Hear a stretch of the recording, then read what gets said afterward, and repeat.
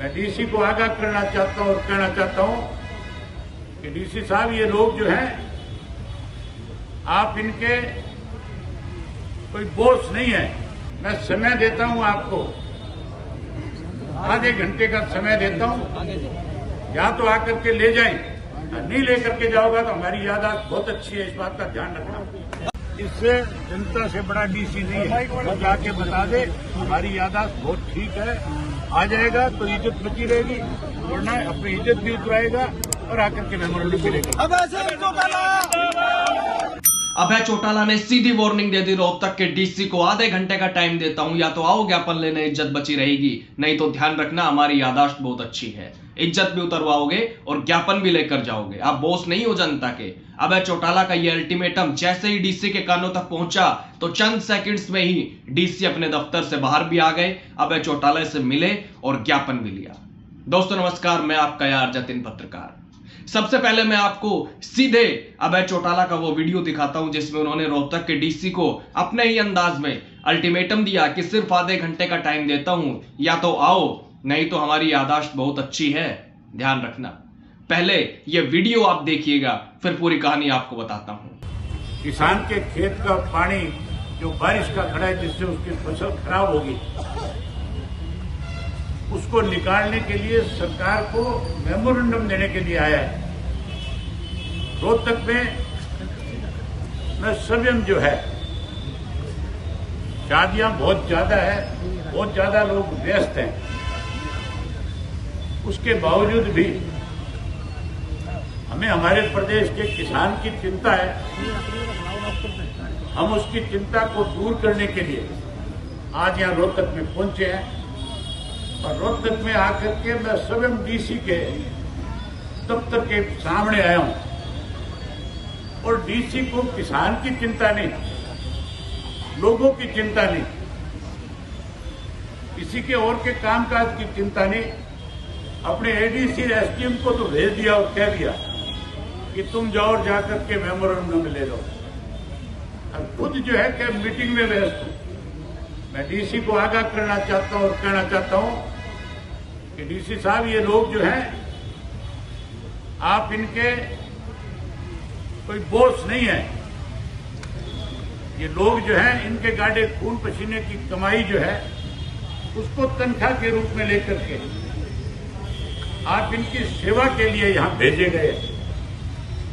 आपकी जिम्मेवारी बनती है कि लोगों की समस्याओं को सुने, लोगों की कोई भी दिक्कत और कठिनाई है, उसके लिए स्वयं उनके बीच में जाकर के उस जिम्मेवारी को निभाने का काम करें।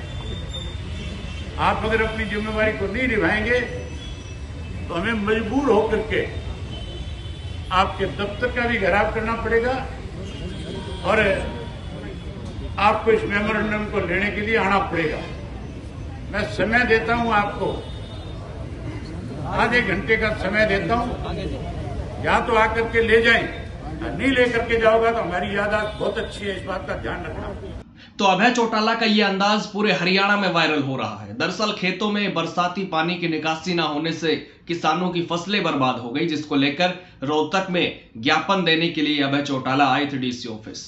वैसे तो पूरे हरियाणा में इनेलो ने प्रदर्शन किया, जिला उपायुक्तों के नाम ज्ञापन सौंपा, जगह जगह इनेलो नेताओं कार्यकर्ताओं ने ज्ञापन सौंपे, लेकिन अभय चौटाला रोहतक में थे। तो पहले शहर में प्रदर्शन किया गया रोहतक में, जिसका नेतृत्व इनेलो के राष्ट्रीय अध्यक्ष अभय चौटाला ने किया, और उसके बाद ज्ञापन देने के लिए लघु सचिवालय अभय चौटाला पहुंचे।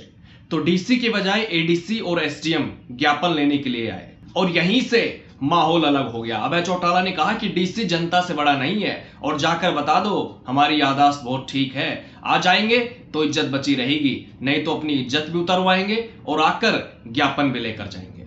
और इसके बाद अभय चौटाला ने माइक लिया और कहा कि मैं खुद रोहतक डीसी के दफ्तर के बाहर आया हूं। डीसी को किसान की चिंता नहीं है, लोगों की चिंता नहीं है, किसी कामकाज की चिंता नहीं है। डीसी साहब, आप लोगों के बॉस नहीं है, इनकी सेवा के लिए हो। आपकी जिम्मेदारी बनती है कि लोगों की समस्याओं को सुने, लोगों की कठिनाई में उनके बीच जाकर जिम्मेदारी निभाने का काम करें।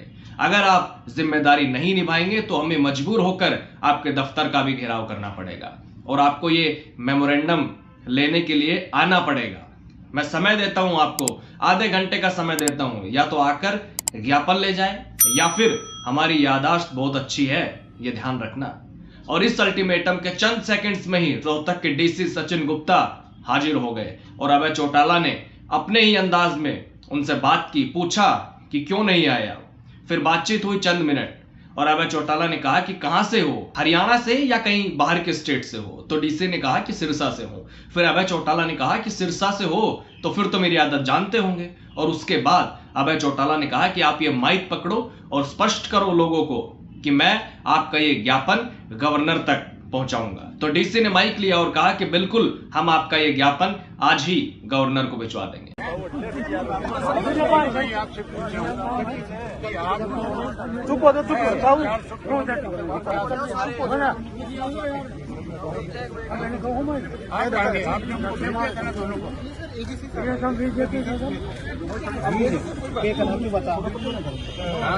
कि आप किन बार के स्टेट से शिक्षा है तो फिर तो मेरी आदत जानता होगा।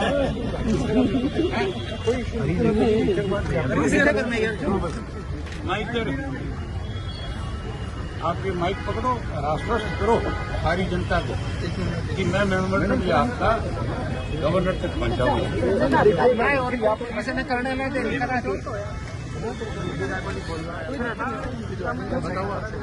बिल्कुल ये आपका ज्ञापन है, आज ही हम गवर्नर साहब ये ज्ञापन भिजवा देंगे। तो किसानों की आवाज बुलंद करने के लिए इनेलो ने पूरे हरियाणा में सोमवार को प्रदर्शन किया। बारिश से बर्बाद फसलों की स्पेशल गिरदावरी की मांग की। किसानों को फसल खरीद में आ रही समस्याओं पर ध्यान केंद्रित किया गया, यानी किसानों की आवाज उठाई इनेलो ने। पार्टी के राष्ट्रीय अध्यक्ष अभय चौटाला रोहतक में थे। प्रदेश अध्यक्ष रामपाल माजरा जींद और कैथल में रहे।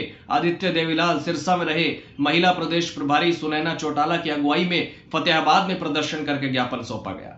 यानी प्रदेश भर में इनेलो ने प्रोटेस्ट किया, लेकिन रोहतक में अभय चौटाला का अंदाज काफी चर्चा में आ गया, क्योंकि डीसी की बजाय एडीसी एसडीएम ज्ञापन लेने आए तो वो उनको पसंद नहीं आया और फिर डीसी को आधे घंटे में आने का अल्टीमेटम दिया, जिसके बाद जैसे ही डीसी तक ये जानकारी पहुंची तो चंद सेकंड्स में ही वो ज्ञापन लेने के लिए भी पहुंच गए। लेकिन आपके लिए हमेशा की तरह आज भी कमेंट बॉक्स के दरवाजे खुले हुए हैं। बताइएगा अभय चौटाला के अंदाज पर आपका क्या कहना है और किसानों को कहां-कहां क्या-क्या समस्याएं झेलनी पड़ रही है और किसानों के प्रति सरकार के रुख पर भी आप अपनी राय जरूर दीजिएगा।